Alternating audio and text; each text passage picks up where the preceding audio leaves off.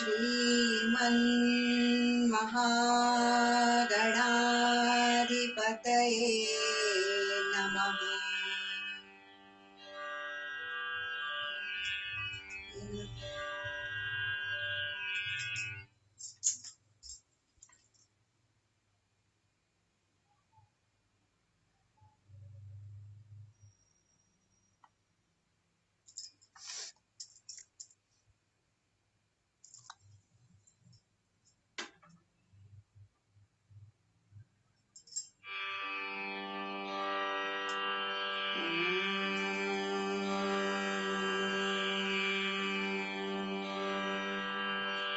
श्रीमन्महागणाधिपतये नमः। श्री सरस्वत्यै नमः। श्री गुरुभ्यो नमः। गणाधीश जो ईश सर्वा गुणांचा मूळारंभ आरंभ तो निर्गुणांचा। नमो शारदा मूळ चत्वार वाचा गमो पंथ अनंत या राघवाचा। शुकासारिखे पूर्ण वैराग्य जाचे वशिष्ठा परिज्ञान योगेश्वराचे। कवी वाल्मिका सारिखा मान्य ऐसा नमस्कार माझा सद्गुरु रामदासा। वृंदावनासी बहुशांत काया चाफा फुलला बहुवेळी निष्ठा। समाधीवरी वर्षत आहे गुरुला नमस्कार माझा सद्गुरु वेणापदाला। तपस्वी तनुपूर्ण वैराग्य दीप्ती सदांतरी ज्ञान विज्ञान तृप्ती।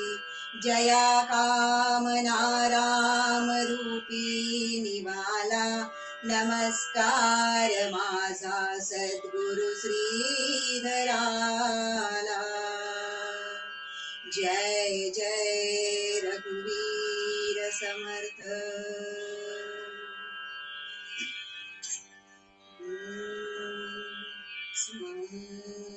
रामा हो जय रामा रामा रामा हो जय रामा रामा। पतित पावन पूर्ण कामा पतित पावन पूर्ण कामा। रामा हो जय रामा रामा रामा हो जय रामा रामा। नाथा हो दीनानाथा नाथा नाथा हो दीनानाथा नाथा। तुमचे चरणी रामो माथा तुझिये चरणी रामो माथा। रामा हो जय रामा रामा रामा हो जय रामा रामा।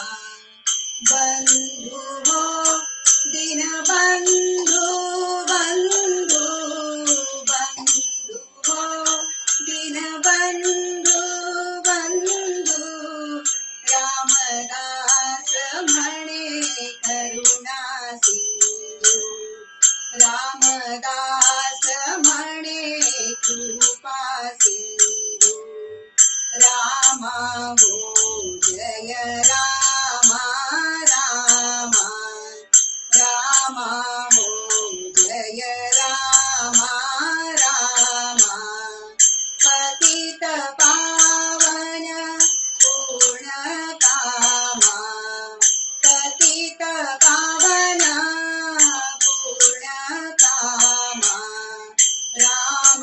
हो जय रामा हो जय रामा हो जय रामा रामा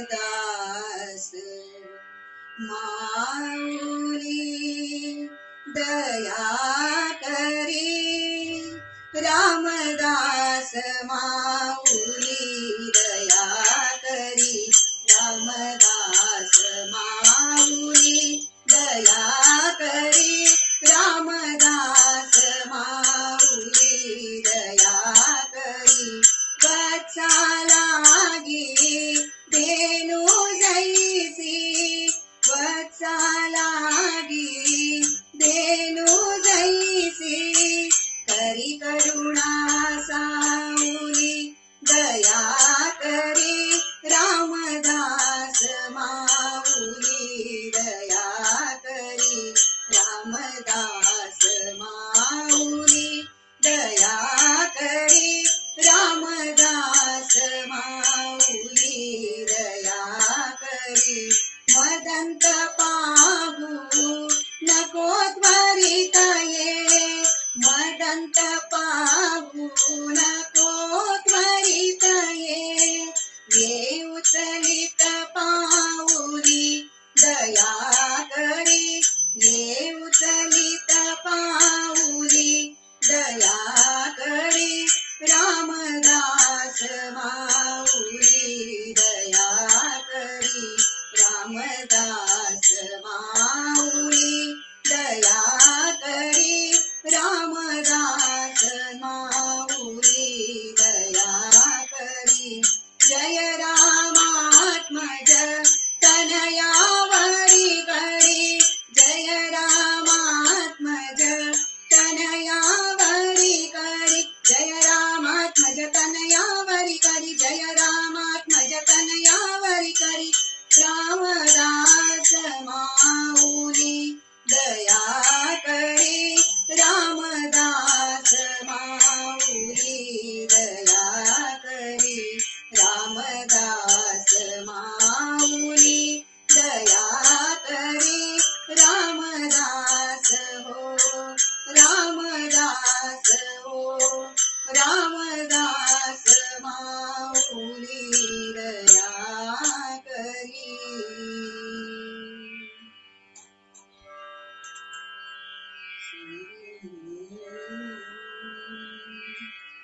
रघुपति राघव राजा राम पतित पावन सीताराम रघुपति राघव राजा राम पतित पावन सीताराम जानकी जीवन राम नाम जानकी जीवन राम नाम सुंदर माधव मेघ श्याम सुंदर माधव मेघ श्याम रघुपति राघव राजा राम पतित पावन सीताराम रघुपति राघव राजा राम पतित पावन सीताराम पतित पावन सीताराम पतित पावन सीताराम राजाधिराज रामचंद्र महाराज की जय महारुद्र हनुमान की जय सद्गुरु समर्थ श्री रामदास स्वामी महाराज की जय सद्गुरु संत श्री वेणा स्वामी महाराज की जय सद्गुरु भगवान श्रीधर स्वामी महाराज की जय सद्गुरु श्री ब्रह्म चैतन्य महाराज की जय। सब संतन की जय। आर्य सनातन वैदिक हिंदू धर्म की जय। अवधूत चिंतन श्री गुरुदेव दत्त। जय जय रघुवीर समर्थ।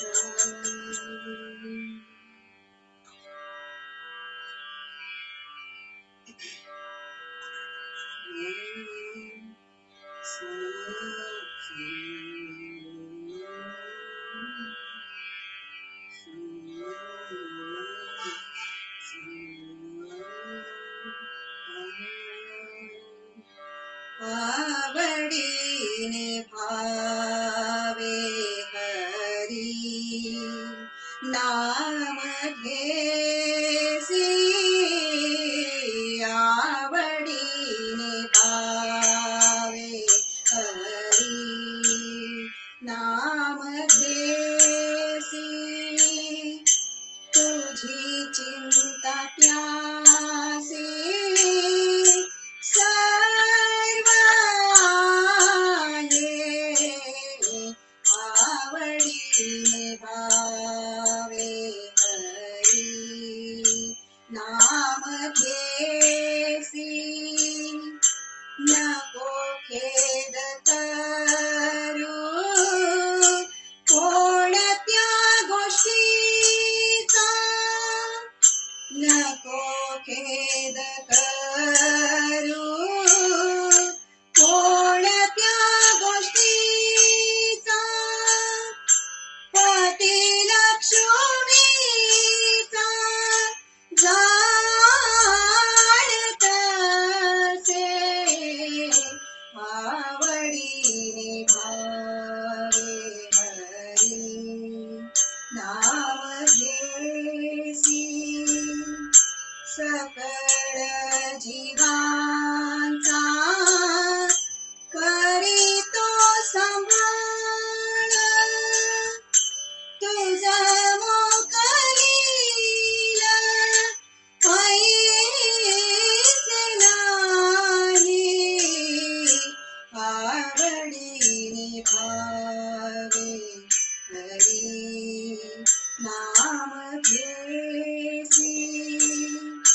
जैसी स्थिती आहे तैसा परी राहे। कौतुका तू पाहे संचिताचे। आवडीने भावे हरी नाम घेसी। एका जनार्दनी भोग प्रारब्धाचा। हरी कृपे त्याचा नाश होया। आवडीने भावे हरी नाम घेसी। आवडीने भावे आवडीने भावे आवडीने भावे हरी नाम घेसी।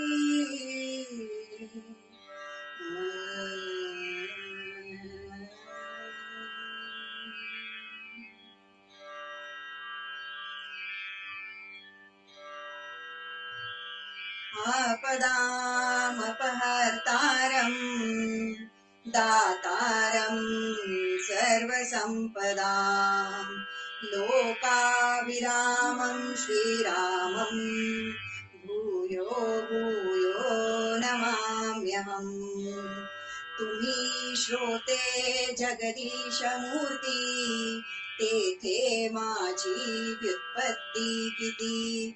बुद्धिहीन अल्पमती सलगी करीते व्युत्पत्ती नाही कला नाही चातुर्य नाही प्रबंध नाही भक्ती ज्ञान वैराग्य नाही गौल्यता नाही वचनासी ऐसा माझा वाग्विलास म्हणून बोलिते सावकाश भावाचा भोक्ता जगदीश म्हणूनिया अनेन प्रियतां देवो भगवान जानकीपती श्रीरामचंद्र पूर्वेशाम् अस्माकं कुलदैवतम् श्रोता वक्ता श्रीराम समर्थ श्रीराम समर्थ श्रीराम समर्थ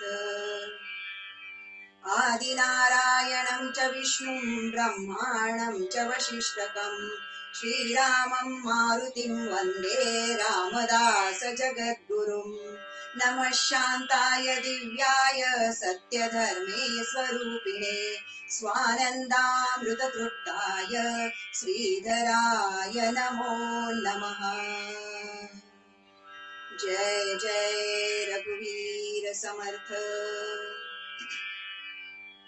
अखिल गुणनिधान भक्तवत्सल आराध्य दैवत प्रभू श्री रामचंद्र, उपास्य दैवत श्री मारुती राय, सद्गुरु समर्थ श्री रामदास स्वामी महाराज, सद्गुरु संत श्री वेणा स्वामी महाराज, सद्गुरु भगवान श्रीधर स्वामी महाराज आणि ज्या स्थानामध्ये ही कीर्तन सेवा सुरू आहे त्या स्थानातील सर्व अधिष्ठित देव देवतांना, ज्या संत सज्जनांच्या मुळे विश्वाचा कारभार सुरळीतपणे चालू आहे अशा त्या सर्व संत सज्जनांना आणि ज्यांनी मला या नारदाच्या गादीवर उभं केलं असे ते आमचे कीर्तन गुरु श्री कौस्तुभ महाराज यांना, उपस्थित श्रोतृ वर्ग आणि फेसबुक माध्यमातून ऑनलाईन कीर्तन श्रवण करणाऱ्या सर्व श्रोत्यांच्या हृदयस्थ परमात्म्याला वंदन करून आजची कीर्तन सेवा प्रारंभ करीत आहे।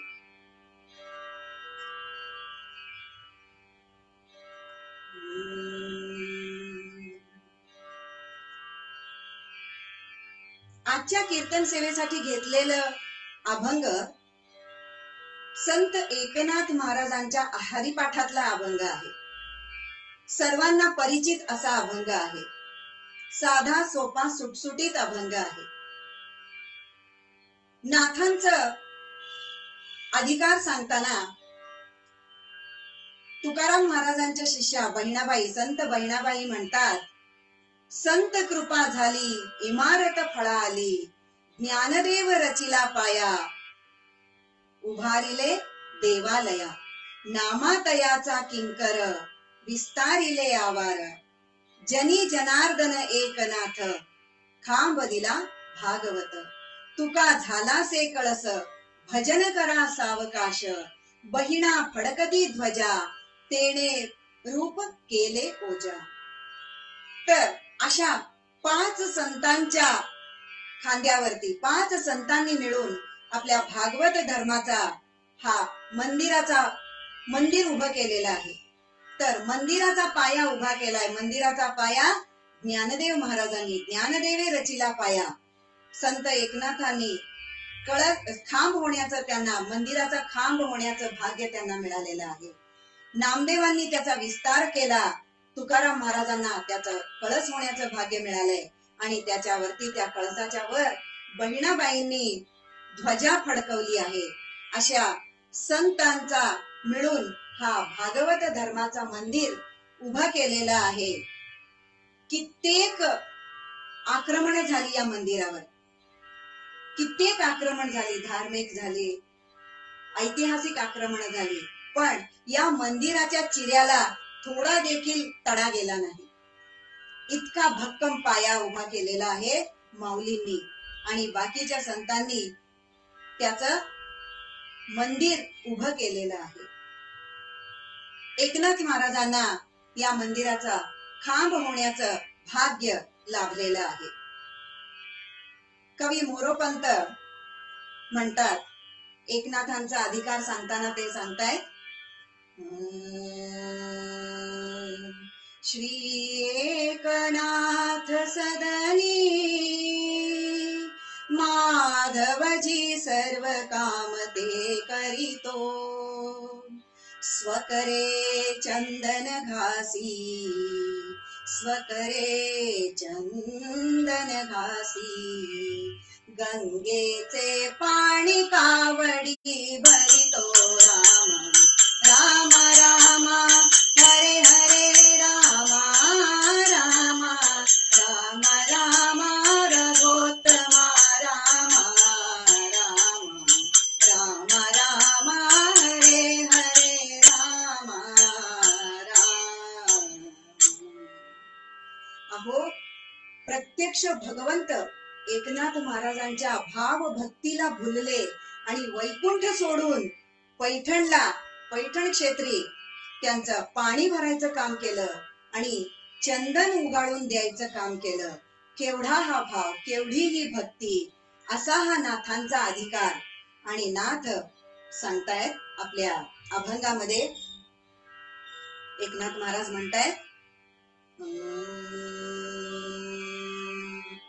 आवडीने भावे हरिनाम घेसी, तुझी चिंता त्यासी सर्व आहे, नको खेद करू कोणत्या गोष्टीचा, पती लक्ष्मीचा जाणतसे, सकळ जीवांचा करीतो सांभाळ, तुझ मोकलील ऐसे नाही, जैसी स्थिती आहे तैशा परी राहे, कौतुक तू पाहे संचिताचे, एका जनार्दनी भोग प्रारब्धाचा, हरी कृपे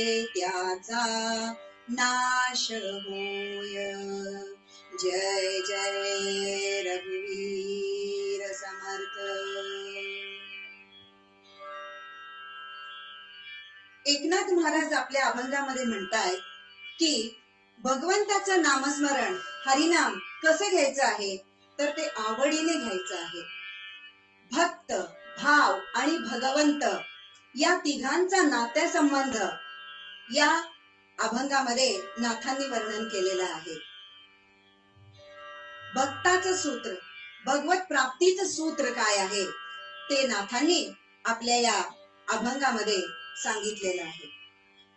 काय होतं, आपण सगळे हरिनाम घेतो, सगळे नामस्मरण करतो, पण ते आवडीने घेतो का हो? घ्यायचं म्हणून काही जण घेतात, काही जण आवडीने घेतात आणि काही जण वेळ जात नाही म्हणून घेतात. पण भगवत प्राप्ती व्हायची असेल तर नामस्मरण कसं करायचंय, नाम कसं घ्यायचंय? आवडीने भावे हरिनाम घेसी. जर तू नामस्मरण आवडीने घेतलंस तरच तो तुझी चिंता करणार आहे, नाहीतर कशाला करेल सांगा, होय की नाही?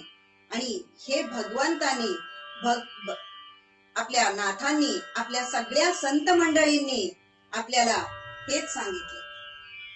आता होतं असं की काही जण म्हणतात की मी एवढं देवाचं करतो, एवढं देवाचं करतो, सगळे सण वार व्रत वैकल्य देवाचं मी सगळं करतो, पण मला काही यशच येत नाही. देव माझ्या बाबतीतच का निष्ठुर झालाय? देवाला माझं काही दिसतच नाही का? आमच्या शेजारचा बघा, देवाचं काही करत नाही, पण त्याला सगळी सुखसोयी उपलब्ध आहेत आणि तो आपला सगळा वेळ मौज मजेमध्ये घालवत आहे. मग असं झाल्यानंतर काय होतं, गोंधळ निर्माण होतो आणि त्यासाठी माडगुळकर देखील म्हणतायत,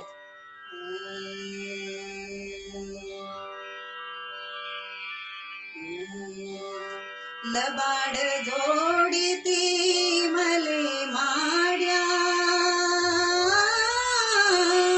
गुणवंताला मात्र झोपड्या,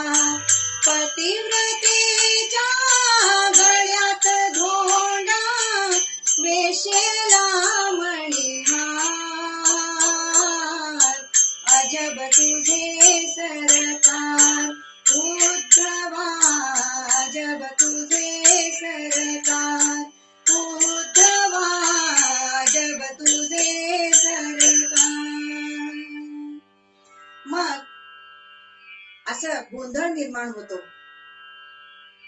नाम कसं घेतलं पाहिजे? आवडीने घेतलं पाहिजे.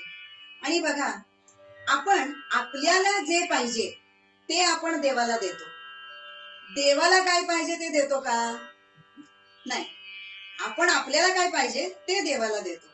बघा, उदाहरण सांगते. आपण काय देतो देवाला? पुसक्या सुपाऱ्या, नासका नारळ, न जळणाऱ्या उदबत्त्या, खोटे पैसे, फाटक्या नोटा देतो की नाही? बघा, विचार करा. मंदिरात नारळ घेऊन जातो, नारळ फोडतो, नासका निघाला तर काय म्हणतो सांगा? देवाला पावला. आणि जर तो चांगला निघाला तर नुसता नैवेद्य दाखवून घरी घेऊन येतो चटणीसाठी, आणतो की नाही? मग फाटक्या नोटा, सगळीकडे ते चालवायचा प्रयत्न करतो, आटोकाट प्रयत्न करतो त्या नोटा चालवायच्या, त्या नाणे चालवायच्या. पण जेव्हा एकदा कळतं की या नोटा काही चालत नाहीत आता, मग जाऊ दे, देवाच्या मुंडीत टाकूया, तेवढंच आपलं पुण्य पदरात पडेल. मग तुम्ही जसं देता तसंच भगवंत देणार की नाही? एक स्त्री हातामध्ये केळी घेऊन एका गाईच्या पाठीमागे चाललीये. केळी खा खा खा म्हणून तिला अंजारून गोंजारून प्रेमाने केळी भरवतीये. पण ती गाय काय ती केळी खायला तयार नाही. शिंग मारली तिने. मग खूप तिला प्रेमाने केळी भरवायचा प्रयत्न केला, पण ती गाय काय केळी खायला तयार नाही. मग शेजारी तिच्या एक बैल उभा होता आणि बैलाने विचारलं की काय ग, ती इतकं प्रेमाने तुला केळी खायला घालतीये, तू कशाला तिला शिंग मारतीस? का नाही खातायस केळी? गप्प बस, तू तर काही बोलूच नकोस म्हणाली ती. अरे, आज एकादशी आहे आणि मला एक केळ खायला घातल्यानं तिच्या पदरी पुण्य पडणार आहे, म्हणून ती मला केळी खायला घालती. रोज मी तिच्या दारात जाऊन उभे राहते, काठीने मारती मला ती, माहितीये का तुला? बघा, मग असं जर आपण भगवंताला देत राहिलो तर मग आपल्यालाही तीच अपेक्षा करावी लागेल, नाही का? सुभाषितकार म्हणतात की कुणाकुणाला कशाने वश करावं, कुणाकुणाला कसं वश करता येतं, ते आमचे सुभाषितकार म्हणतात. भावेन देवं कलया नरेंद्रं, धनेन कांता कपटेन शत्रुः, सत्येन मित्रं कृपया च पुत्रं, ज्ञानेन मोक्षं वशमानयन्ति. जय जय रघुवीर समर्थ. भावाने देवाला, कलेने राजाला, पैशाने बायकोला, स्त्रीला, आपल्या पत्नीला, कपटाने शत्रूला, सत्याने मित्राला, प्रेमाने पुत्राला आणि ज्ञानाने मोक्षाला वश करून घ्यावं. आणि सुभाषितकारांनी जी उदाहरणं दिलेली आहेत ती आपण रोजच्या जीवनामध्ये बघतोच आहोत. बघा ना, अकबर बादशाह आपल्या तानसेन आणि बिरबलावर जीवापाड प्रेम करायचा. कशासाठी? तर त्यांच्यामध्ये असलेल्या त्यांच्या कलागुणांवरती तो प्रेम करायचा.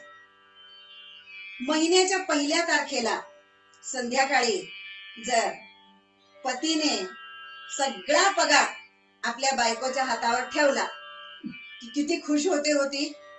तुम्ही म्हणाल ते करायला तयार असते. आणि शहाणे नवरे असं करतात, पहिल्या तारखेला तिच्या हातात पगार ठेवतात. खुश है जमाना आज पहली तारीख है, होय की नाही? आणि पुढे 29 दिवस तिच्याकडून थोडे थोडे थोडे करून पैसे सगळे काढून घेतात. पण तिला ते कळतही नाही आणि तिला इतकाच आनंद असतो की पहिल्या तारखेला माझ्या हातामध्ये पगार येतो. मग व्यवहारामध्ये आपण हे सगळं पाळतो, तर मग प्रपंचामध्ये, भगवंतामध्ये, भगवत प्राप्तीमध्ये हे आपण पाळायला नको का? भाव, भक्ती. आणि जसा भाव आपण देतो तशीच आपल्याला भक्ती, जशी आपण भक्ती देतो, जसा आपला भाव असतो तसाच देव आपल्यालाही मिळतो. देव, तीर्थ, ब्राह्मण, ज्योतिषी, मंत्र, वैद्य, गुरु, हे या सगळ्या गोष्टी जसा भाव असेल तशाच तुम्हाला प्राप्त होतात. नाथ महाराज म्हणतात,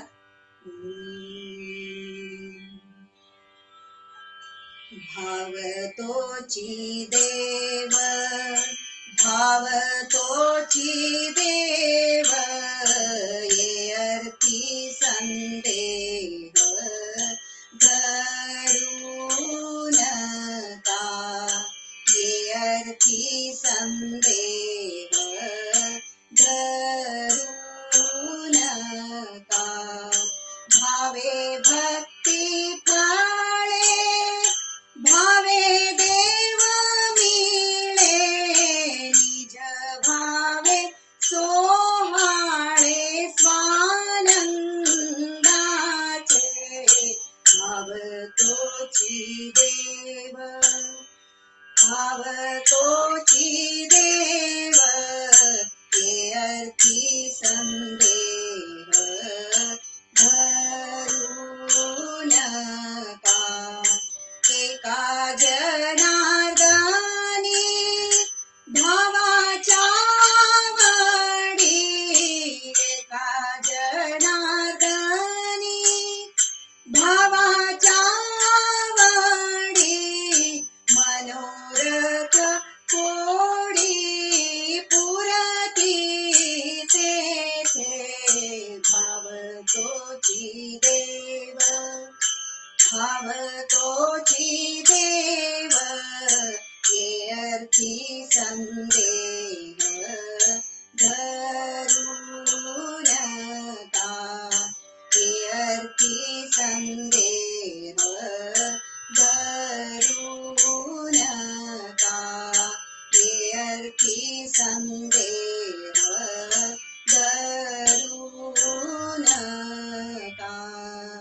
जय जय रघुवीर समर्थ. जसा भाव असतो तसाच आपल्याला देवही प्राप्त होतो आणि देवही मिळतो. तुकडोजी महाराज देखील म्हणतात, मनी नाही भाव म्हणे देवा मला पाव, देव आशानं भेटायचा नाही रे, देव बाजारातला भाजीपाला नाही रे.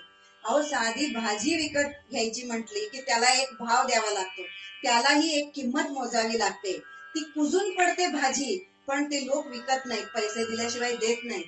मग हे तर भगवंताची प्राप्ती आहे. मग आपण ह्याला भाव भक्ती दिलीच पाहिजे. ज्याचा जसा भाव असतो तसाच त्याला देव मिळतो.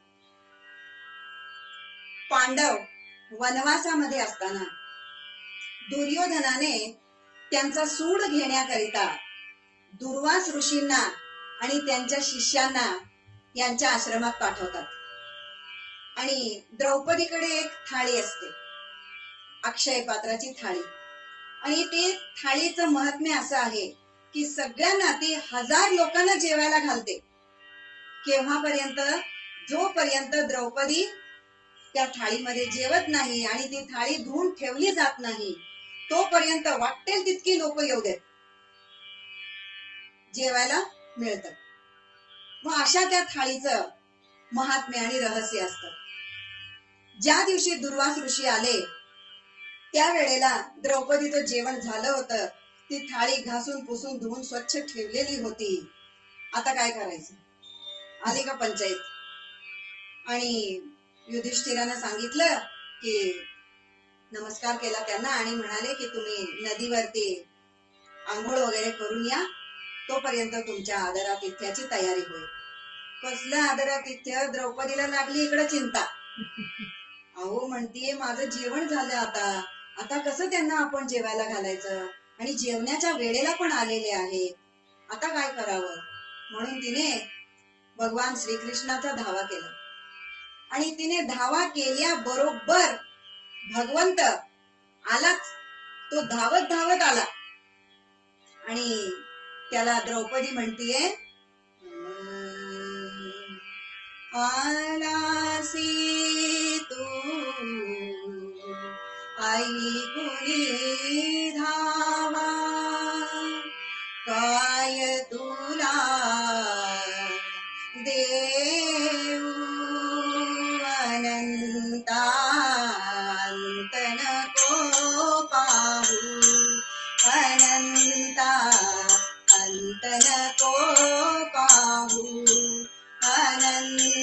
अंत नको पाहू. अतिथी अचानक आश्रमी आले, त्या समयीनच काही उरले. अतिथी अचानक आश्रमी आले, त्या समयीनच काही उरले. तशात म्हणसे भूक लागली, तशात म्हणसी भूक लागली. कशी मी समजाऊ अनंता, अंत नको पाहू. अनंता अंत नको पाहू. अनंता अंत नको पाहू. द्रौपदी म्हणते, कृष्णा अरे मी तुला कशासाठी बोलवलंय? हे दुर्वास मुनींचं जे संकट आमच्यावर आलंय त्याचा काहीतरी उपाय कर म्हणून तुला सांगितलंय ना. आणि तुझं आपलं काय? मला भूक लागली, मला भूक लागली, मला खायला दे काहीतरी, मला खायला दे काहीतरी. मग कृष्णाच्या हट्टापायी तिने ती थाळी काढली आणि बघते तर त्या थाळीवरती एक भाताचं शीत चिकटलं होतं. मग तिने तेच भाताचं शीत अशा भावनेनं दिलं की त्या त्रिभुवन श्रीमंताला हे सगळं तुझं आहे, सर्वार्पणमस्तु कृष्णार्पणमस्तु, आता तूच मला यातून सोडवणार आहेस, अशी भावना, अशी भक्ती, अशा पद्धतीने तिनं ते भाताचं शीत, भाताचं पान जे काय आहे ते दिलं त्याला आणि भगवंतानी ते खाल्लं. तिचा भाव कसा होता बघा, भक्ती भाव होता. आणि त्रिभुवन श्रीमंताला तिनं ते एक भाताचं शीत दिलं, त्याचं पोट भरलं. त्याच्यानंतर दुर्वास ऋषी देखील परत तिकडे फिरकले नाही, कारण त्यांचंही पोट भरलं. आणि अशा पद्धतीने भगवंतानी द्रौपदीची समस्या सोडवली. असा ज्यांच्याकडे भाव असतो, सर्वस्व समर्पणाचा भाव. गोंदावलेकर महाराज म्हणतात की सर्व दिलं नाही तरी चालेल, पण स्व द्या, स्व द्यायला पाहिजे, म्हणजेच आपल्याला भगवत प्राप्ती होते. कर्णाने अर्जुनाच्या कंठाचा वेध घेतला होता आणि बाण तयार केला होता अर्जुनाला मारण्यासाठी. खांडवप्रस्थ दहन प्रकरणामध्ये एक तक्षकाचं पिल्लू वाचलं होतं आणि तोही अर्जुनाचा सूड घेण्यासाठी कुरुक्षेत्रावर संधी साधून बसला होता. आणि या कर्णाने अर्जुनासाठी बाण लावलाय म्हटल्यावरती त्या तक्षकाने नेमका साधला, संधी साधली आणि त्या कर्णाच्या बाणाच्या टोकावर जाऊन बसला. सगळ्यांची दृष्टी चुकवून तो बसला. तो शरगरधर खरसा पविसार विसास मरारी सायकसा पार्थ भुजांतरी शिरला, पार्थ भुजांतरी शिरला वाल्मिका माझी नाग नायकसा.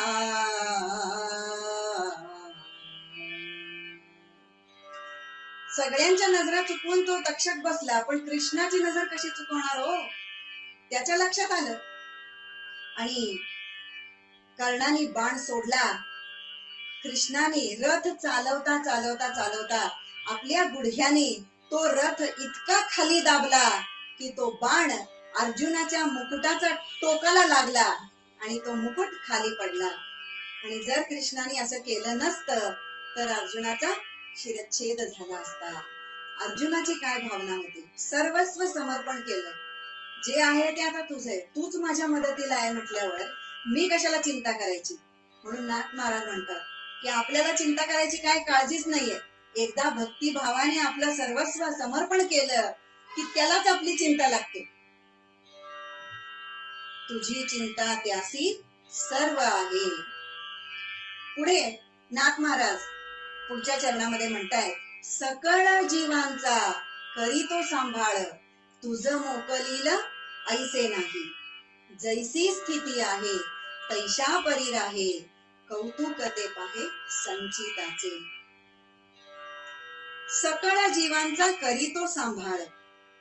भगवंत चराचर सृष्टीचा पालन करता आहे. त्याच्या आज्ञेशिवाय झाडाचं एक पान देखील हलत नाही. हे सगळं माहीत असून सुद्धा आपण उड्या मारतो. घरातल्या कर्त्या पुरुषाला वाटतं की मी कमावतोय म्हणून हे सगळे खातात. घरच्या स्त्रीला वाटतं की मी स्वयंपाक करते, माझ्याशिवाय यांचं काही चालत नाही. पण असं गैरसमजूत आहे ही. कोणाच्या शिवाय सगळ्यांच्या, आपल्याशिवाय सगळं सुरळीत चालतं अशी समजूत करून घेऊ नका. आपल्याशिवाय कुणाचं चालत नाही म्हणून, भगवंताशिवाय कुणाचं चालत नाही हे म्हटलं तर ठीक आहे. आणि जो चोच देतो तो दाणा देतोच की हो. म्हणून आपण अहंकाराने फुगून नाही जायला पाहिजे. आपलं जेवढं कर्तव्य आहे, आपल्याला भगवंतानी नेमून दिलेलं कर्तव्य आहे, ते कर्तव्य, तो प्रपंच करायचा आणि भगवत भक्तीकडेच आपला जास्तीत जास्त वेळ घालवायचा.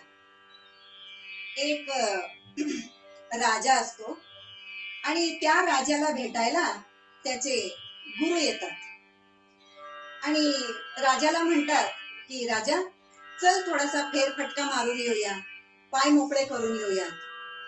राजा बरं म्हणतो आणि राजा आणि हे गुरु दोघेही फेरफटका करायला जातात.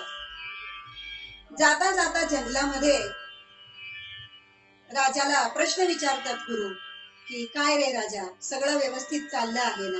राज्यामध्ये काही त्रास आहे का?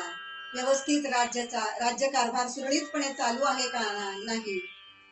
तो राजा म्हणतो, हो अगदी, मी सगळ्यांची जातीनं व्यवस्था बघतो. मी सगळ्यांना अन्न वस्त्र निवारा ह्या ज्या काही मूलभूत गरजा आहेत त्या सगळ्या मी पुरवतो.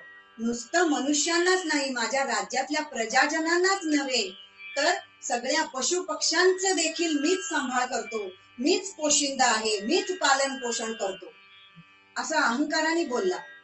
गुरुदेव म्हणाले, ठीक आहे, चांगलं आहे की, मग एवढं सगळं सुरळीत चाललंय तर मग काय. असं म्हणून ते दोघं गप्पा मारत मारत मारत थोडे पुढे गेले आणि थोडे पुढे गेल्यानंतर रस्त्यामध्ये एक छोटासा दगड दिसला आणि तो दगड गुरुनी बाजूला केला. तो दगड बाजूला केला, तिथं खाली एक डबकं होतं आणि त्या डबक्यामध्ये थोडस पाणी होतं. दगड बाजूला झाल्याबरोबर त्या डबक्यात बेडूक टुणकन उडी मारून बाहेर आलं आणि गुरु म्हणाले, अरे वा राजा, तू याची व्यवस्था पण इतकी सुंदर केलीस रे, किती छान केलीयस, मला माहितीच नव्हतं. असं म्हटल्याबरोबर राजा खजील झाला, त्याला आपली चूक कळली आणि तो गुरुच्या चरणावर त्याने मस्तक ठेवलं, गुरूंना शरण गेला आणि म्हणाला, शरण तुला भगवंता मी रे, शरण तुला भगवंता, तुझी आसते पानही हलते, हर्षे तुझिया फूल फुलते, तेज जळाळता गगनही झुलते, रविचंद्राचा तू निर्माता, शरण तुला भगवंता मी रे, शरण तुला भगवंता मी रे, शरण तुला भगवंता. पुढच्या चरणामध्ये नाथ महाराज म्हणतायत, जैसी स्थिती आहे तैशा परी राहे, कौतुक तू पाहे संचिताचे. नाथ महाराज आपल्या पूर्व संचिताचं कौतुक करायला सांगतात. आपल्याला जे पूर्व पुण्याईनं जे काही प्राप्त झालेलं आहे त्याच्यामध्ये आपण सुखी समाधानाने राहिलं पाहिजे. माझ्याकडे हे नाहीये, माझ्याकडे ते नाहीये, किती लहान घर आहे, किती मोठं घर आहे, किंवा आमच्याकडे अमुक वस्तू नाहीये, असं आपल्याला तक्रार करायची नाहीये. ठेविले अनंत तैसेची राहावे, चित्ती असो द्यावे समाधान. आपल्याला जितकं आपल्या प्रारब्धामध्ये, आपल्या नशिबामध्ये पूर्व पुण्याईनं जितकं आपल्याला मिळायचंय तेवढं आपल्याला मिळणारच आहे. आणि त्याच्यापेक्षा जास्त मिळण्याची इच्छा, लोभ, आशा मनी धरायची नाही. जे आपल्याला मिळालेलं आहे त्याच्यामध्येच सुखा समाधानाने आपला प्रपंच करायचा आहे आणि उरलेला वेळ सगळा भगवत प्राप्तीमध्येच घालवायचा आहे, असं नाथ महाराज म्हणतात. आणि शेवटच्या चरणामध्ये नाथ महाराज म्हणतायत, एका जनार्दनी भोग प्रारब्धाचा, हरी कृपे त्याचा नाश होय. आपल्या प्रारब्धामध्ये जे भोग लिहिलेले आहेत ते आपल्याला भोगायलाच हवेत, त्याच्यापासून सुटका नाही. पण होतं काय, आपण जर भगवंताची प्राप्ती केली किंवा भगवत भक्तीमध्ये आपला सगळा वेळ लावला तर त्या प्रारब्धापासून भोगायचं, जे दुःख भोगायचं असतं ते भोगण्याकरता आपल्याला एक प्रकारची शक्ती मिळते. म्हणून आपला जे प्रारब्ध भोग आहे ते आपल्याला भोगायलाच पाहिजे. पण ते भोगत असताना त्याची झळ पोचत नाही जर आपण भगवंताकडं, भगवत मार्गाकडं, भक्तीकडं, भावाकडं जर लक्ष दिलं आणि भगवंताचं नामस्मरण सतत केलं तर ती झळ जी आहे ती आपल्याला कमी पोहोचते. एक माणसाला घेऊन जायला यमराज येतो आणि यमराज त्या माणसाला म्हणतो की चल. तो म्हणतो कुठं? तुझा वेळ झाली, आता जायचंय आपल्याला, मी यमराज आहे, तुला घेऊन जायला आलोय. तो म्हणतो मी नाही तयार आहे, मी नाही येणार, मी अजून तयार नाहीये. बघा, व्यक्ती कितीही म्हणत असले तरी सुद्धा आयुष्याचा उत्तर रंग संपवायला तयार नसतात. तर तशा पद्धतीनं तो यमराज म्हणाला की नाही नाही, आज मला तुला घेऊन जायचंच आहे. तुझ्या माझ्या लिस्टमध्ये बघ, या माझ्या लिस्टमध्ये तुझं नाव पहिल्या नंबरावर आहे, त्यामुळं आज मी तुला घेऊन जाणारच कोणत्याही परिस्थितीत. असं मग तो माणूस म्हणाला ठीक आहे, पण जायच्या अगोदर एक शेवटची इच्छा विचारशील की नाही माझी? हो म्हणाला, काय हवंय? तो म्हणाला, अरे तू एवढा उन्हात अनातून दमून भागून आलायस, मी तुझ्यासाठी थंडगार सरबत करतो, आपण ते सरबत पिऊया आणि मग जाऊया. यमराज बर म्हणाला, बसला. हा माणूस आत गेला, सरबत केलं आणि यमराजाला द्यायच्या सरबतामध्ये त्याने 1-4 झोपेच्या गोळ्या घातल्या. यमराज सरबत प्याला, 2 मिनिटांनी त्याला गुंगी आली आणि तो झोपी गेला.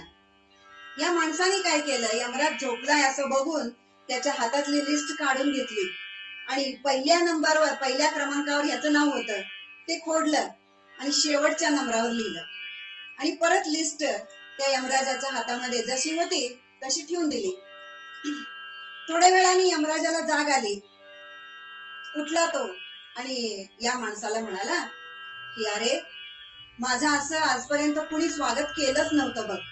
थंडगार सरबत काय, छान डुलकी लागली, झोप पण झाली, मी आता ताजा तवाना तरतरीत झालेलो आहे आणि मी तुझ्या या आदरातिथ्यावर प्रसन्न झालोय आणि मी असं ठरवलंय की मी आता ह्या लिस्ट मधनं पहिल्या नंबराऐवजी मी शेवटच्या नंबर पासून सुरुवात करणार आहे. जय जय रघुवीर समर्थ. म्हणून प्रारब्धामध्ये जे लिहिलंय ते आपल्याला चुकवता येत नाही, ते भोगलंच पाहिजे आणि ते चुकवायची शक्ती कोणामध्ये आहे तर भगवंतामध्ये आहे, गुरुजनांमध्ये आहे. म्हणून आपल्याला सतत भावाने, भक्ती भावाने भगवंताचं नामस्मरण करायचं आहे. असं नामस्मरण, असा भाव, अशी भक्ती कोणी केली आणि त्यांना काय प्राप्त झालं हे मी आपल्याला उत्तर रंगाच्या आख्यानामध्ये सांगणार आहे. एकनाथ महाराज आपल्या मूळ पदात म्हणतात,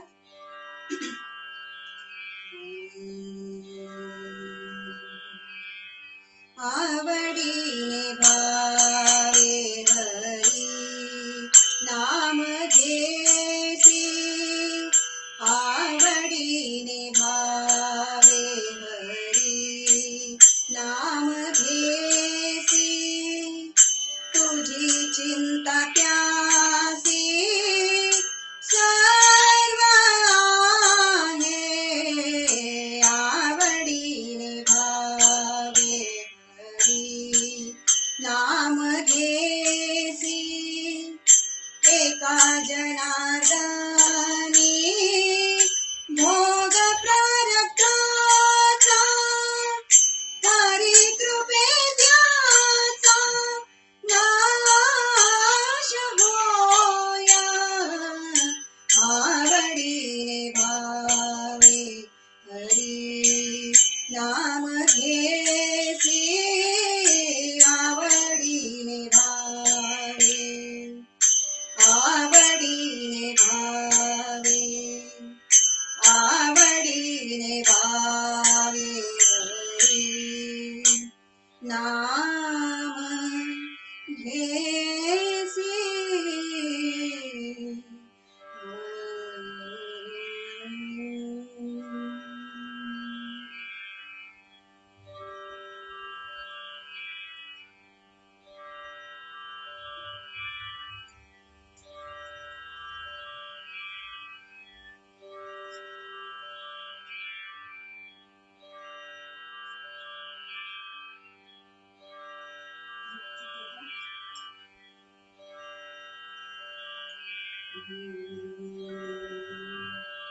कीर्तनाच्या प्रथेप्रमाणे 2 मिनिट भगवंताचं नामस्मरण आणि कथाभाग.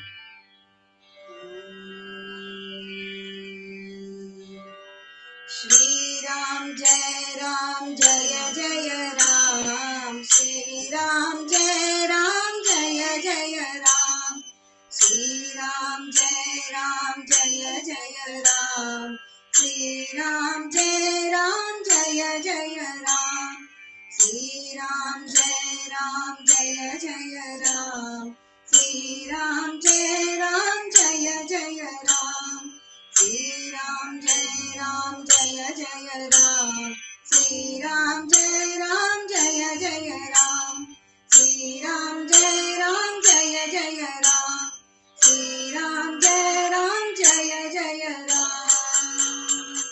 गोपाल कृष्ण भगवान की जय. अवधूत चिंतन श्री गुरुदेव दत्त. जय जय रघुवीर समर्थ.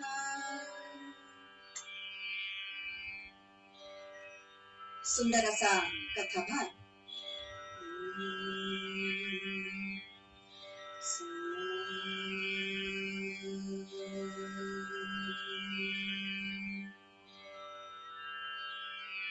सारे ग प ध ध सा ध प ग प ध प ग रे. सारे ग प ध अबीर गुलाल उधळीत रंग, अबीर गुलाल उधळीत रंग. नाथा घरी नाचे माझा सखा पांडुरंग, नाथा घरी नाचे माझा सखा पांडुरंग, नाथा घरी नाचे माझा सखा पांडुरंग. उंबरठ्यासी कैसे शिवू आम्ही जातीहीन, उंबरठ्यासी कैसे शिवू आम्ही जातीहीन. रूप तुझे कैसे पाहू त्यात आम्ही लीन, रूप रूप तुझे कैसे पाहू त्यात आम्ही लीन पायरीशी होऊ दंग गाऊनी अभंग पायरीशी होऊ दंग गाऊनी अभंग नाथा घरी नाचे माझा सखा पांडुरंग नाथा घरी नाचे माझा सखा पांडुरंग नाथा घरी नाचे माझा सखा पांडुरंग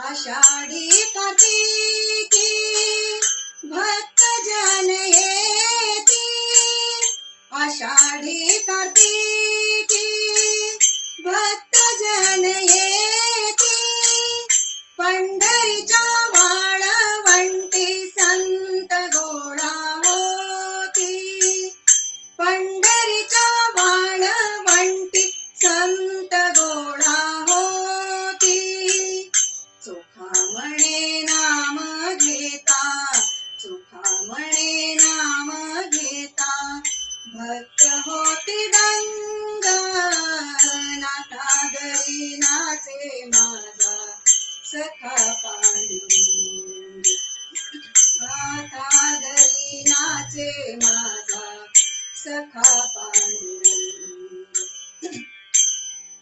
घरी नाचे माझा सखा पांडुरंग अबीर गुलाल उधळीत रंग अबीर गुलाल उधळीत रंग रंग रंग अबीर गुलाल उधळीत रंग अबीर गुलाल अबीर गुलाल अबीर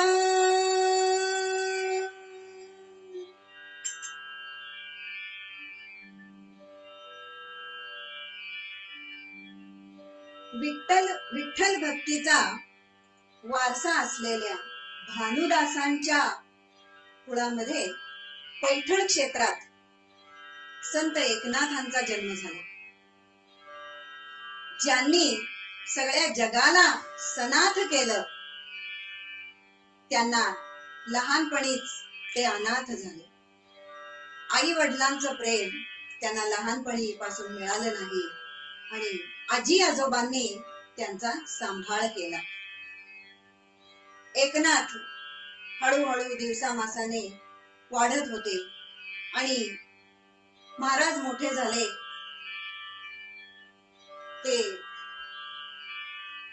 देवगिरीच्या किल्ल्यावरती जनार्दन स्वामींकडे गेले. घरी सांगितलं नाही, काय नाही. घरी सांगितलं असतं तर जाऊ दिलं असतं का हो? कुणीच जाऊ देणार नाही. ते न सांगता सद्गुरूच्या शोधाने देवगिरीच्या किल्ल्यात गेले. तिकडे जनार्दन स्वामी होते आणि जनार्दन स्वामी आठवड्यातून एकदाच सगळ्यांची भेट घेत असत. ही भली मोठी रांग लागली होती. नाथही उभे होते रांगेत आणि सगळेजण आपापल्या प्रपंचामधल्या सुखदुःखाच्या गोष्टी करायचे आणि प्रपंचातलं दुःख कसं कमी करायचं हेच त्यांच्याकडे मागायचे आणि असे प्रश्न ते घेऊन येत असत. नाथांची पाळी आली. नाथ जनार्दन स्वामींच्या चरणावर त्यांनी डोकं ठेवलं नाथांनी आणि विचारलं की हे गुरुदेवा, मला सांगा, मी कोण आहे, मी कुठून आलोय, मी कशा करता आलोय, माझं कार्य काय आहे, असे सगळे त्यानं प्रश्न विचारले. जनार्दन स्वामी खुश झाले. पहिला व्यक्ती आहे जो अध्यात्माचा परमात्माचा प्रश्न विचारतोय, परमार्थाचा, म्हणून खूप खुश झाले. आणि जनार्दन स्वामींनी एकनाथांना आपलं शिष्य पत्करलं, शिष्यत्व दिलं आणि एकनाथ महाराज तिथे राहू लागले. जनार्दन स्वामींनी विचारलं, कोण रे तू, कुठून आलायस? तर तो म्हणाला, मी चक्रपाणींचा नातू आहे. पैठणचा का? हो. घरी सांगितलेस? नाही, जाऊ देणार नाहीत घरी सांगितलं तर. पहिलं काम जनार्दन स्वामींनी घोडेस्वारांना पाठवलं आणि पैठण मध्ये नाथांच्या आजी आजोबांना कळवलं की तुमचा नातू माझ्याकडे सुरक्षित आहे, तो आता यापुढे माझ्याकडे शिक्षण घेईल, त्यामुळे तुम्ही निश्चिंत राहा. नाथांचं शिक्षण सुरू झालं आणि जनार्दन स्वामींनी नाथांना सांगितलं की नाथा, मी तुला जपजाप्य योग सगळं काही शिकवेन. परमार्थ कसा करायचा, पूजा अर्चा कशी करायची, भगवत प्राप्ती कशी करायची, हे सगळं शिकवेन. पण याच्या बरोबर देखील आपल्या आजूबाजूचे जे लोक आहेत, जो समाज आहे, त्यांचंही रक्षण आपल्याला करता आलं पाहिजे. त्यासाठी आणि जनार्दन स्वामी किल्लेदार होते, मग त्यांना तर हे सगळं जमणं भागच होतं. आणि जनार्दन स्वामींनी नाथांना सांगितलं की त्याच्या बरोबर देखील तुला काय काय शिकायचं आहे. घोडेस्वारी आली पाहिजे, कुस्ती करता आली पाहिजे, दांडपट्टा आला पाहिजे, तलवार चालवायला आली पाहिजे, शेती शिकली पाहिजे, हिशोब जमला पाहिजे. तर सगळ्या तऱ्हेने त्यांना अष्टपैलू केलं. आणि जनार्दन स्वामींनी नाथांना सगळ्या पद्धतीचं शिक्षण दिलं. तलवारबाजी, घोडेस्वारी, सगळं सगळं काही शिकवलं. आणि हे शिकत असताना एकदा एक प्रसंग असा घडला. एकदा काय झालं, एके दिवशी नाथ पहाटेला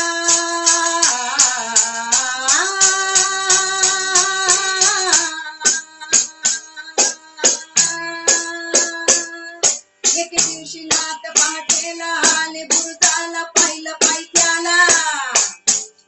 एके दिवशी नाथ पहाटेला आले बुरुजाला पाहिलं पायथ्याला. शत्रुत सैन्य जमा होणार, शत्रुत सैन्य जमा होणार, लढाई मोठी आज घडणार, लढाई मोठी आज घडणार, गोंधळ मोठा आज उडणार, जी जी जी गोंधळ मोठा आज उडणार, जी जी जी गोंधळ मोठा आज उडणार, जी जी जी जी.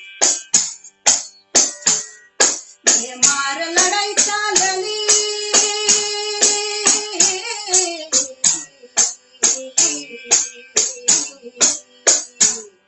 हे मार लढाई चालली, तलवारी खाली भाल्या भाल्याचा खणखणाट, खडगा खडगाचा खणखणाट, बंदुका फैरी झडकात, जी जी जी बंदुका फैरी झडकात, जी जी बंदुका फैरी झडकात, जी जी जी जी जी.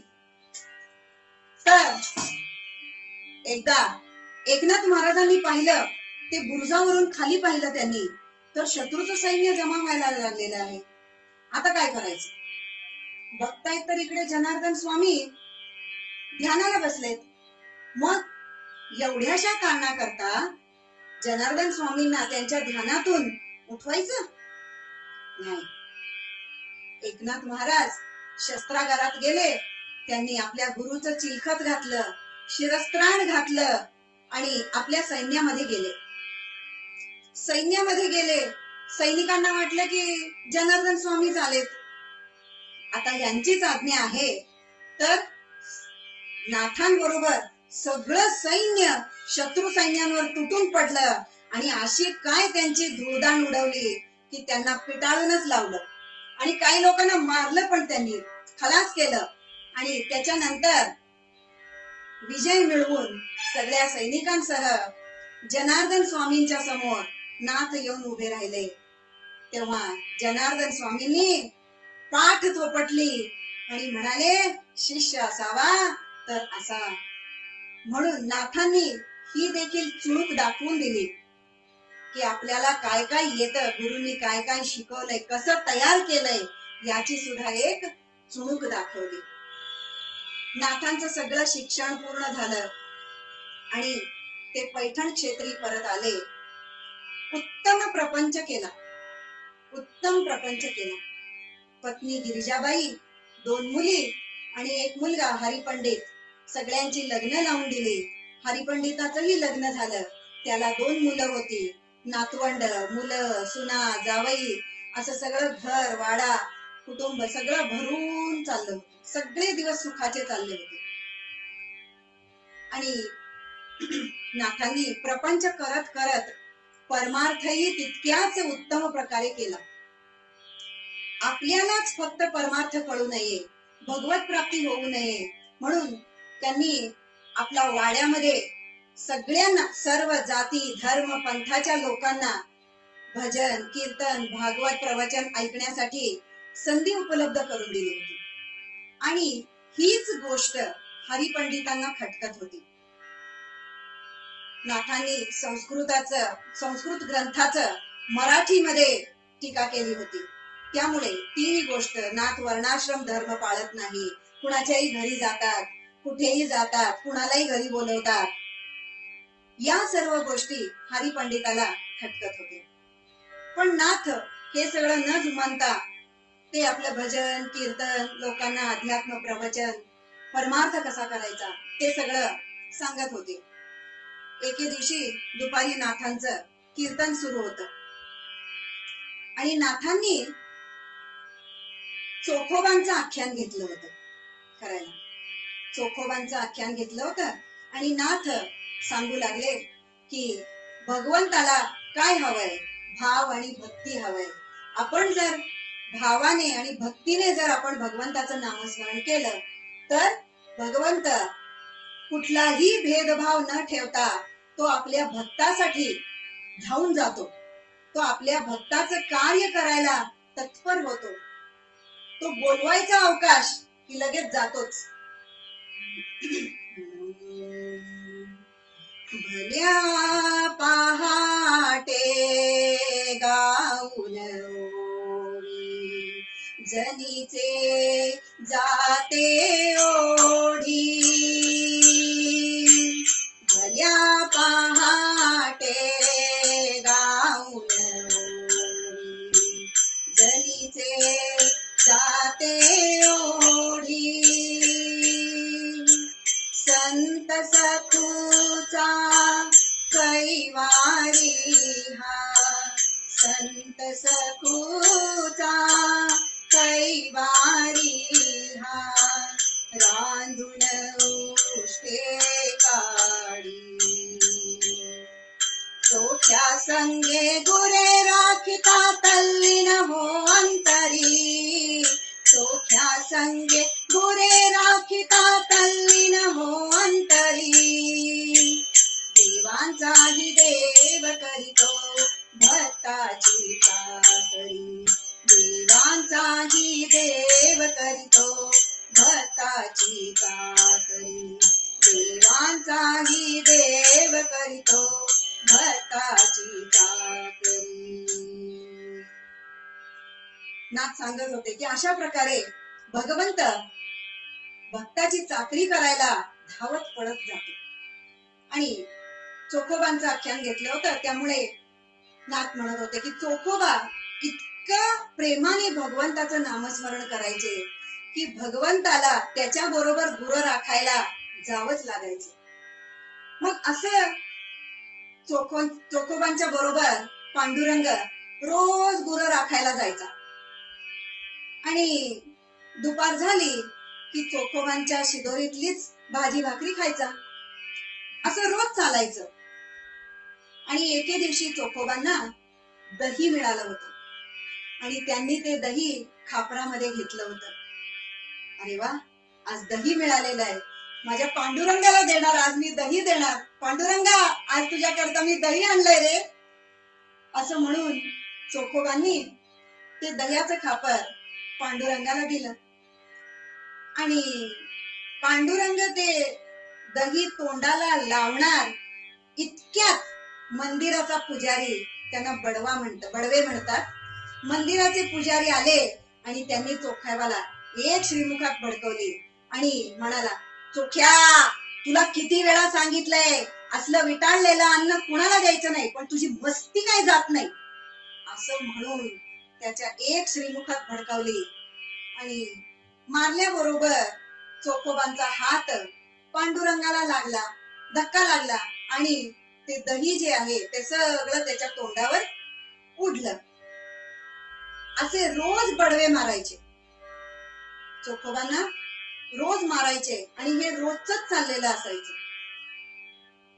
मग चोखोबा काय करायचे, यांनी मारलं की ते कळवळायचे आणि हाक मारायचे, धावा करायचे पांडुरंगाचा. त्यालाच सांगणार ना, आणि कोणाला सांगणार आहे.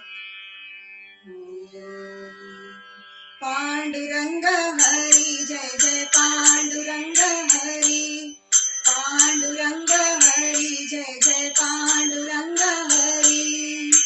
भाव घाली विठू आता चालू नको मंद, भाव घाली विठू आता चालू नको मंद.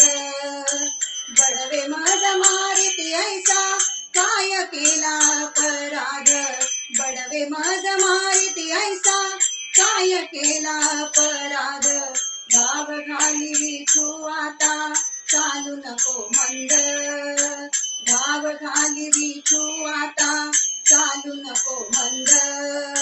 बडवे मज मारिती ऐसा काय केला अपराध, बडवे मज मारिती ऐसा काय केला अपराध. बडवे मज मारिती ऐसा काय केला अपराध.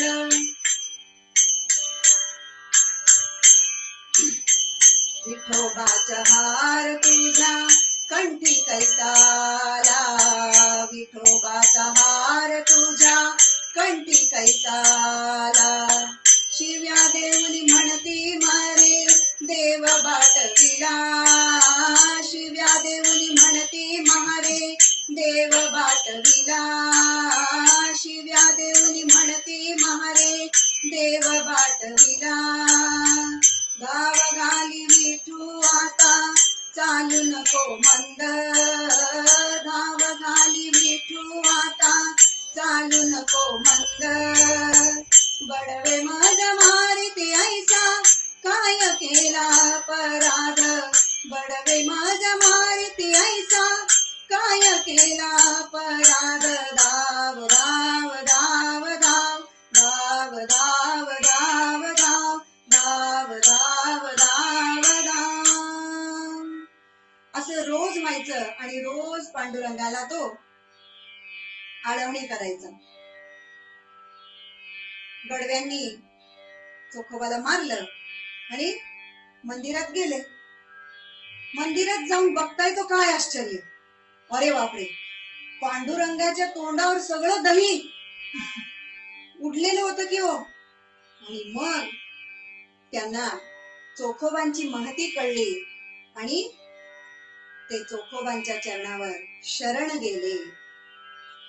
गोपाल कृष्ण भगवान की जय, जय जय रघुवीर समर्थ.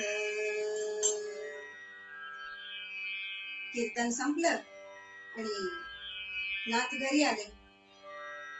हरिपंडितांना त्याचा राग होताच, कोणाला पण घेतात, कोणाच्या घरी जातात, सगळ्यांना आपल्या घरी वर्णाश्रम भेद पाळत नाही, काही नाही. बाबांना कितीही वेळा सांगा ते आपलं काही सोडत नाही.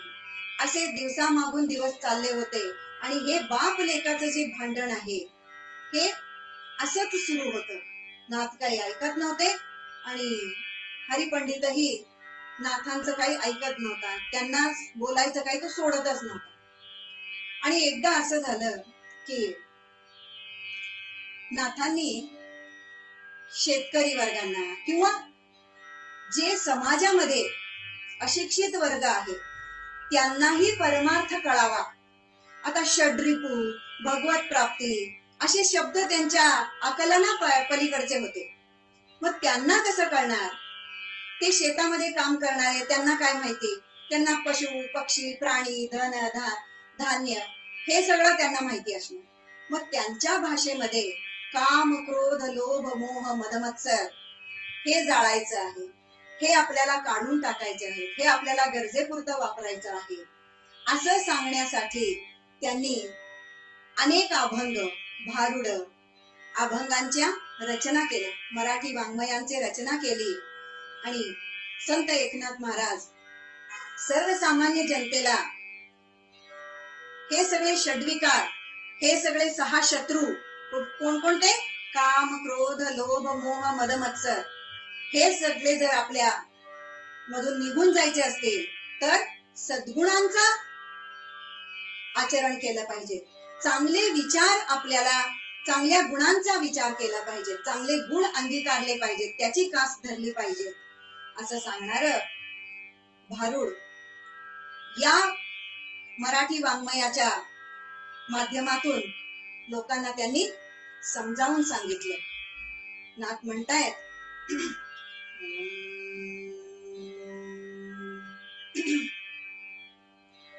सूर्य उगवला, प्रकाश पडला, आडवा डोंगर, आडवा डोंगर, आडवा डोंगर, तयाला माझा नमस्कार, आडवा डोंगर, तयाला माझा नमस्कार, आडवा डोंगर, तयाला माझा नमस्कार. आगा गा गा गा गा गा गा गा गा गा, विंचू चावला देवार देवा, विंचू चावला आता काय मी करू, विंचू चावला आता कुणाला सांगू, विंचू चावला बया बया बया, विंचू चावला, विंचू चावला, विंचू चावला, विंचू चावला. हो महाराज, महाराज काय झालं काय एकाएकी? काम, क्रोध, विंचू चावला, अरे अरे अरे, त्याने माझा प्राण चाळिला.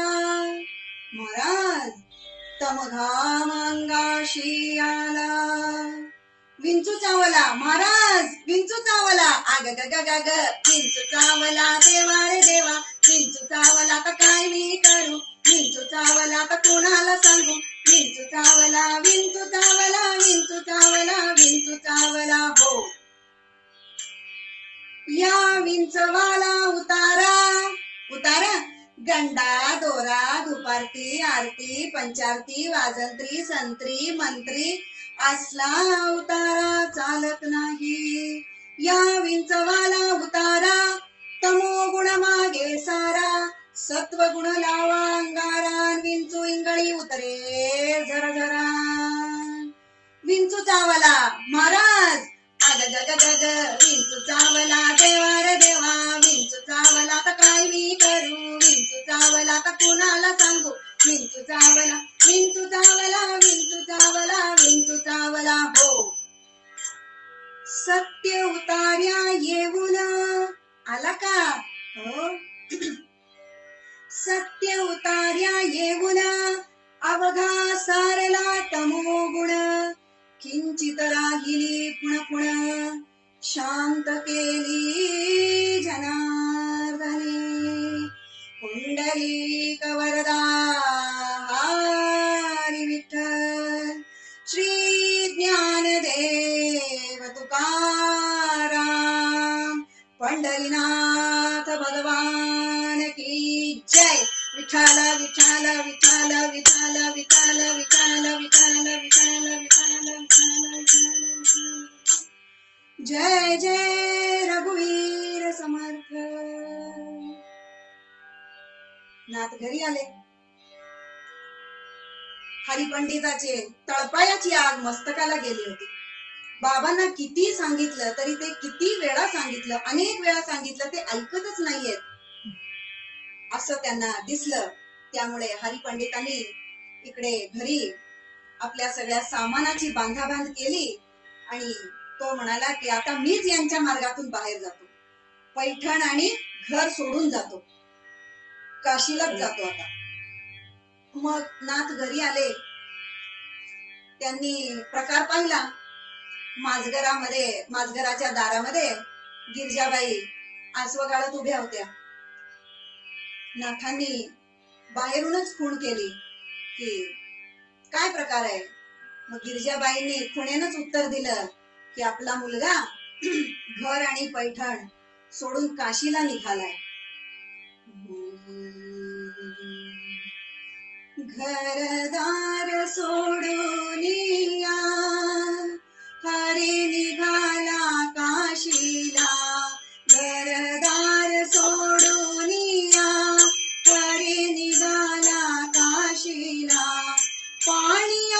आईच्या डोळ्याला, पाणी आईच्या डोळ्याला, शांती ब्रह्म पुढे उभे, आज मायेचे आव्हान, शांती ब्रह्म पुढे उभे, आज मायेचे आव्हान, कसे घ्यावे सांभाळून, कसे घ्यावे सांभाळून. त्यांनी आपल्या मुलाची खूप समजूत काढायचा प्रयत्न केला, पण काही एक उपयोग झाला नाही. त्याची गाडी आपल्या पत्नी आणि मुलांसह काशीच्या दिशेने निघाली. आता एकनाथ महाराज आणि गिरिजाबाई आई वडील होते हो, संत असले म्हणून काय झालं, त्यांना देखील भावना होत्याच. त्यांचंही मन गहिवरलं, पण त्यांच्या भावनात आणि आपल्यामध्ये इतकाच फरक आहे की त्यांना आपल्या भावना हव्या तेव्हा आवरता येतात आणि आपल्या भावना नको तिथं अनावर होतात. या दोघांनी शांती ब्रह्म पदवी प्राप्त केलेल्या नाथांनी हे कौटुंबिक दुःख पचवलं. त्यांची पत्नी गिरिजाबाई तीही शांत रीतीने सगळं सहन करत होती, पण एका मुलाची आई आहे हे विसरून कसं चालेल हो. नाथांची पत्नी होती, अर्धांगी होती, तरी देखील एका मुलाची आई होती, नातवंड नव्हती घरामध्ये. घर सगळं असं खायला उठलेलं होतं, भरलेलं घर एकदम रिकामं झालं. आणि असे दिवसामागून दिवस गेले, वर्षामागून वर्ष गेले. हरिपंडित काशीमध्ये आपलं ज्ञान पाजळू लागला होता. त्याच्या लेखी आपले आई वडील, त्यांची आठवणही त्याला राहिली नव्हती. इतका तो आपल्या प्रपंचामध्ये, आपल्या ज्ञानामध्ये रमून गेला होता. शेवटी नाथांनी गिरिजाबाईंचा केविलवाणा चेहरा बघितला आणि ठरवलं की आपण काशीला जायचं, समजूत काढायची त्याची. असा विचार केला आणि एके दिवशी चांगला मुहूर्त बघितला, प्रस्थान काढलं आणि ते काशीला गेले. काशीला गेल्यावर घरी हरिपंडित नव्हता, तेव्हा पाठशाळेमध्ये गेला होता. नाथ बसले, मुलांशी खेळत होते आणि हरिपंडित घरी आला. बोलला नाही, काही नाही. त्याला आनंद झालाच नाही आपले वडील आले म्हणून. आता कशाला आणि इथं आले, इथे येऊन आणि काय गोंधळ घालणार आहे, असा त्याच्या मनामध्ये विचार सुरू झाला होता. नाथांना हे बघून खूप वाईट वाटलं. आपला मुलगा इतका विद्वान आहे, इतका हुशार आहे, पण अहंकार आणि अज्ञानापोटी वाया चाललाय.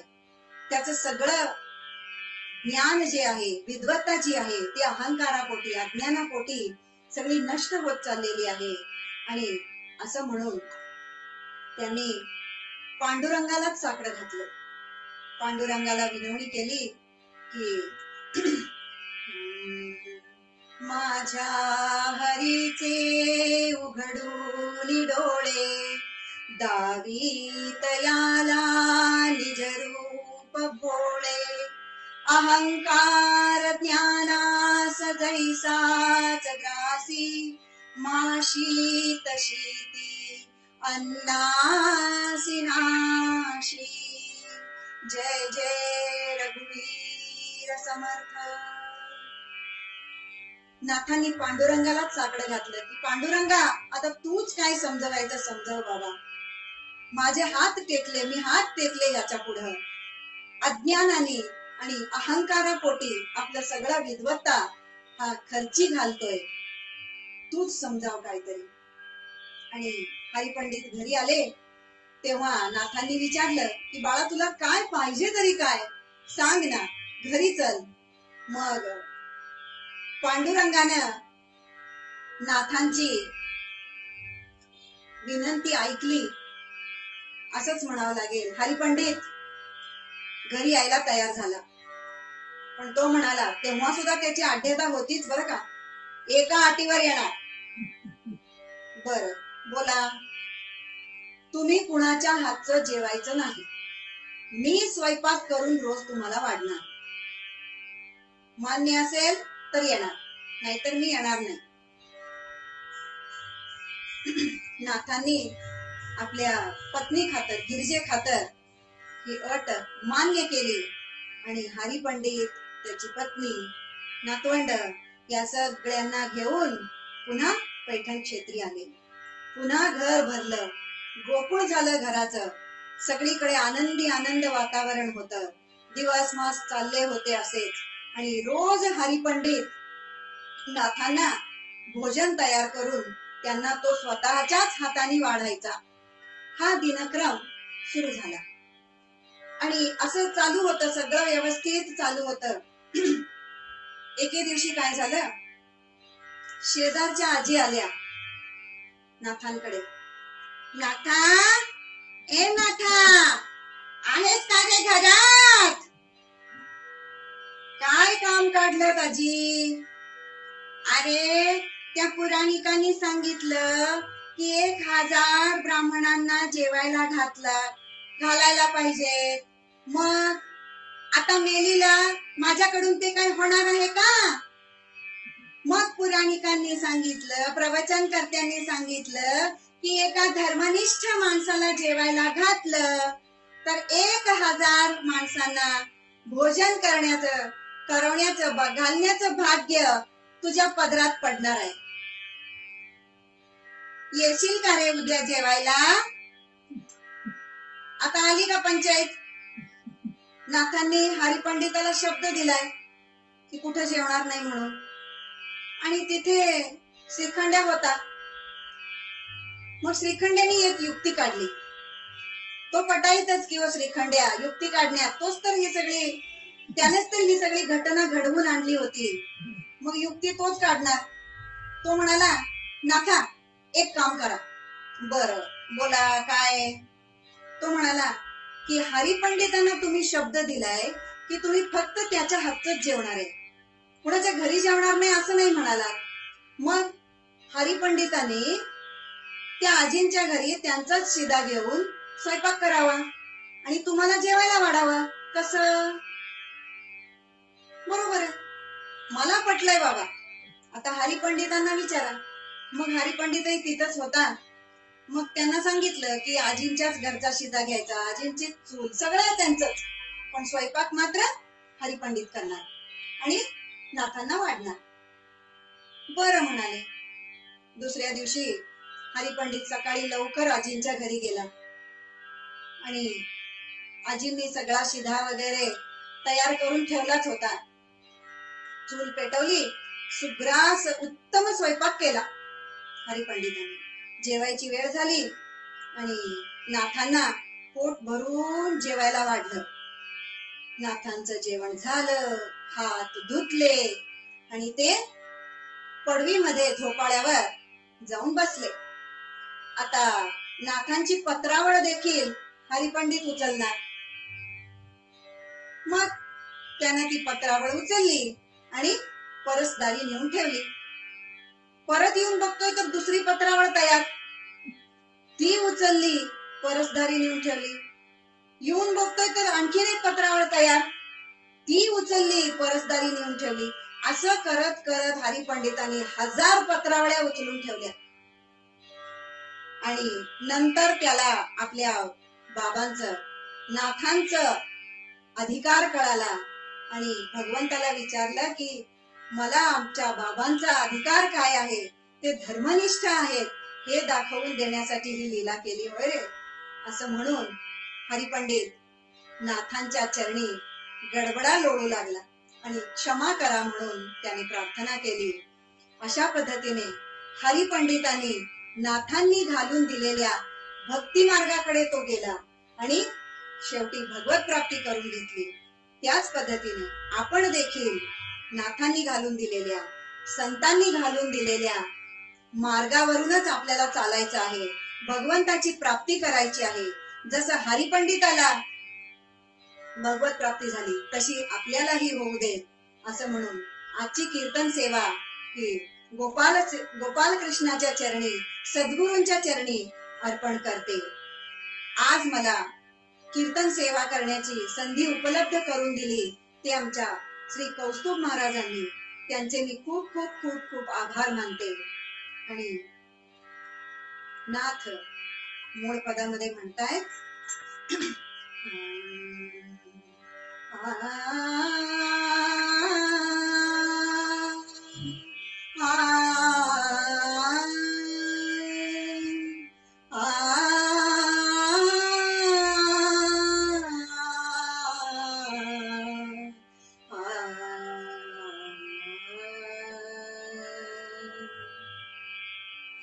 आवडीने भावे हरी नाम देसी, आवडीने भावे हरी नाम देसी, तुझी चिंता त्यासी सर्व आहे, तुझी चिंता त्यासी सर्व आहे, सर्व आहे, आवडीने भावे हरी नाम देसी, एका जनार्दनी भोग प्रारब्धाचा, एका जनार्दनी भोग प्रारब्धाचा, हरी कृपे त्याचा नाश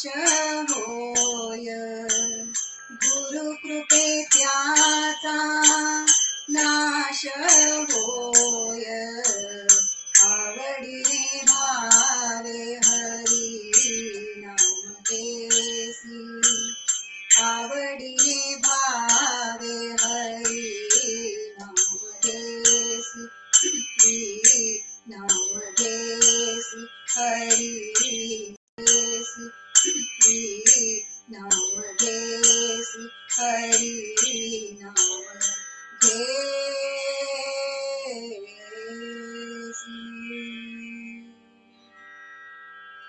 झाले कीर्तन शेवट गोड करा, मनी धरा जानकी देवरा, कीर्तन रंगी वाजवा करताळी, नाम रूपे वाजवागणे होळी, येथून कल्याण साम्राज्य सुख राशी, अवघे उठा